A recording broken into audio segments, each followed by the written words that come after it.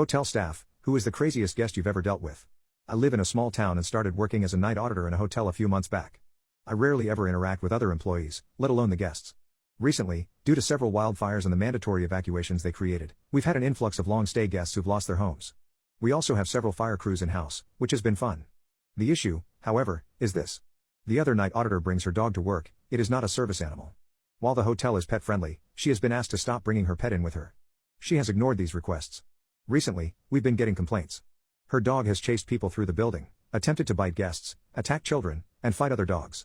In response to these complaints, she started locking her dog in the guest dining area and kitchen. Her dog has been pooping in the kitchen, which is an issue. When our bosses finally put the boot down and told her no more pets, she wrote a 4-page memo about the issue. Short version, she admitted that her dog had done everything stated above. But the reason people were complaining was because of a satanic reptilian Illuminati plot against her and her pet. I wish I was kidding. Here is the memo, in all its glory. Dear staff, a bit of background about my canine companion. She is 1 year old and has been with me at this hotel since she was 8 weeks old. Together, she and I are the night auditors. It's worked out well because she stays awake with me during the shift and we both sleep during the day. She likes all of the front desk staff and gets excited when it is time to come to work so she can greet them and begin her shift. Many of the guests also like her and she has received many positive compliments from them. She has gone through various stages of development and growth and presently she is at the stage of finding her voice and honing her socialization skills in a public setting. She and I eat a plant-based diet to teach her non-violence and harmlessness. Her food is scientifically fortified, which I have to purchase online from a specialty company, in order for her to take in all of the necessary nutrients to keep her strong and healthy, in body, mind and spirit. I take her training seriously and the ultimate goal is for her to be peaceful, calm, socialized and comfortable with all. So far, she sees the hotel as her house and is presently working on understanding that it is okay that other people besides staff members may come and go through the front door. She barks to announce the arrival of people she doesn't know, and therefore I keep her gated, behind the desk when guests are circulating about. She does not bark behind the desk. In time, I feel she will relax more and more. When everyone has gone to sleep, and it is quiet in the hotel, I allow her to play with her toys in the lobby area, and she likes to follow me into the laundry room, etc., while I go about my cleaning duties. Her socialization training is something we diligently work on and there is still room for improvement in this area. The other night, a member of staff informed me that 2 guests approached her on September 8th and yelled at her about my dog. Apparently, the guests stated that my dog barked at them. It is possible that my dog barked at them, as stated. However, I can't recall who this is or verify this because neither of these people approached me about this issue or came to the desk to speak with me directly. I apologize again for this, as I know it doesn't feel good to be on the receiving end of a complaint or when someone unloads on us. It was also brought to my attention from a different staff member that the man who stayed with us on August 31st complained to the front desk that my dog barked at him and chased him down the hall. This I can verify to be true. It was after hours, quiet in the hotel and she was following me around while I cleaned. A guest unexpectedly walked down the hall and it startled her. But she also chased after him, as he walked away, and expressed her disapproval of him. I redirected her immediately and apologized on her behalf. A bit later, the lobby and hotel were quiet again, no one was around, and so I allowed her to play with her toys in the lobby area. It goes without saying, that the lobby is a public area, and the guests should always feel comfortable coming and going as they like, but this guest was making his presence known deliberately to rouse my dog, and walked through the lobby several times, in the wee hours of the morning to smoke cigarettes in the front of the building. I finally realized that he was doing this purposely to harass her and I put her in the other room with the door shut. His response was to drop an F-bomb at her. And, the following morning, he reported the incident to the front desk, and was rewarded a free night stay on the hotel, due to his complaint. Adding here that he was charged a cleaning fee due to housekeeping finding towels and sheets soiled with feces and everything had to be thrown away. He is a troubled man, and while we can hold compassion for him, I don't recommend he is allowed back at the hotel. As stated above, there is room for improvement with my dog's socialization skills, which she and I are dedicated towards making her a success. It is important that she behaves properly and like a nice young lady, while she is here. She is a loving, funny, and loyal little being, and it is a blessing that she is here on planet Earth. She has helped me to tolerate the grave shift hours too, with her excellent company and companionship she provides. I'm now going to explain something that may seem strange, but it is necessary to add this, because it is the truth, and it relates to what happened with the complaints against my dog. Some of you are already aware that my second job is lightworking. I am a lightworker for Planetary Ascension. Recently, I completed some work to shine light upon the reptilian negative alien races, who are present on this Earth plane, and who are behind child mistreatment. The reptilians have demonstrated vicious, predatory behaviors and they are very dangerous towards humans and animals. This information about their presence has been kept from mainstream society and the controlled media spins half-truths and lies about what is truly happening on planet Earth.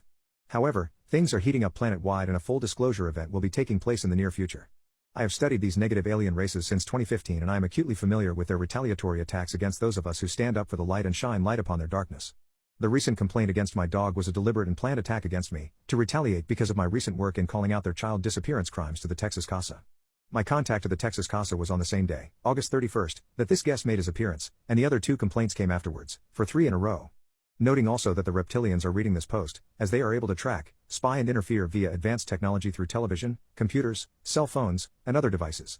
Therefore, I'm letting them know that God is my witness, and I will assist in standing up for those who have no voice, such as those who suffer with child disappearance, etc. To recap, under normal circumstances, and especially at a hotel which allows dogs, if a dog barks at someone, normally the person would shrug it off, as long as it doesn't continue, which it didn't. I redirect my dog each time and lovingly encourage her to be peaceful and calm. She also has never nipped at anyone. Her barking is instinctive and with time it will ease up, and I feel confident that she will be more at ease as she gets through this growth stage. Although my dog is absolutely heartbroken that I have left her at home, I am keeping her at home for a few weeks to work more intensely on her training and plan on using a vibrating bark collar to better get her attention.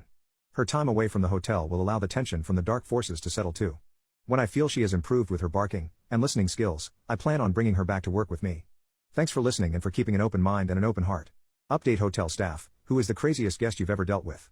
A lot has happened since my first post, unfortunately, none of it is good. Crazy lady has begun to refuse to do her job, as she's too busy doing light work to combat the dark forces, e.g., casting magic spells in front of guests instead of doing end-of-day reports. Which has been indescribably fun for me. Most recently she freaked out on a guest and their child. Why? Great question, she was kind enough to explain via our internal communication log again. That toy is foul looking. It's not at all a cute monster that is cuddly and fun to look at. What a weird and satanic looking creature, masked as a child's toy, with pretty rainbows, and yet with menacing, scary teeth. The dark forces in this upside down world just keep on keeping on, with their tactics to normalize violence and negativity in our children. It's a stuffed animal, a rainbow-hued unicorn. Which she somehow found offensive, so she actively tried to cleanse the guest and their child in the lobby. For those curious, this involved a lot of flailing, crazy lady shouting absolute gibberish, and an attempt to douse both guest and child with water. You'd assume something would be done about it, but you'd be wrong. And friends, it doesn't end there. I'm sure most if not all of you are familiar with Halloween. Apparently, crazy lady isn't. Shortly after Halloween, housekeeping found a common costume accessory and brought it to Lost and Found. Nothing fancy, one of those cheap toy knives with a clear case. You know the ones, you turn it over, the blood oozes out. Crazy lady had a meltdown upon discovering it hidden in the Lost and Found bucket. She demanded to know who was hiding dangerous items in places where people might accidentally hurt themselves. She then began to accuse other staff members of being part of an insidious plot to harm her at the behest of dark forces. She wouldn't calm down until a member of housekeeping proved to her that it was a toy. If this was all that's been happening here, I would have been grateful. Unfortunately not. My newest FD agent, let's call him Dave, had a family emergency and attempted to get our supervisor to come in and cover his shift so he could deal with it. She refused, blocked his number, and told our manager that he was threatening her. A week later, a sweet young lady from out of state shows up. She lets us know that she's our new front desk agent. She'd seen the job posting on Indeed 4 days ago, applied, and got the job. Dave was immediately fired. On his way out, Dave was told by our manager to lose our supervisor's number. And that if he kept harassing her, they'd press charges against him. Dave was understandably furious. When our supervisor was asked about this situation, she stated, "It's not my fault that black people cannot manage their work-life balance. I'm not going to come in on my weekend because they don't have their shit together." Dave is aware. Dave has registered complaints with the state, and I'll be testifying on his behalf. But wait, there's more. Unfortunately, New Girl got shafted as well. Racist supervisor decided that New Girl only needed a sum total of 4 hours of training before becoming overwhelmed by the responsibility of getting her ready to solo our busiest shifts. New Girl has never worked in hospitality before, she doesn't know how to work our property management software, she's not even used to, or comfortable with, dealing with crowds of impatient people. It's not her fault, and I feel terrible for her. I've ended up working 12-hour shifts just to try to train her and help her with the morning rush. But there's only so much I can do. I'm a busy, grumpy dude who wants to be asleep by 11 a.m.